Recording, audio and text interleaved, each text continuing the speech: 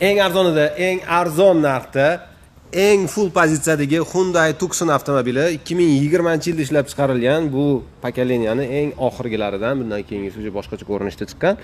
Xo'p, 2020da oxirida chiqqanini eng oxirgi pozitsiyasi, panoramalari, paroglari hammasi bor.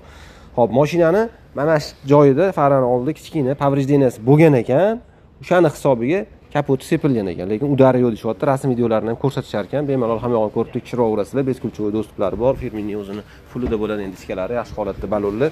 Salonlar holati ham tinib turibdi. Elektropaket, kojinli salon, pultlari, panoramalar, hamma yog'i tinib turibdi. Hamma opsiyalari bor. Eng fulli abagrev abdufsideni, abagrev rul. Mana full, bo'sh joyi yo'q.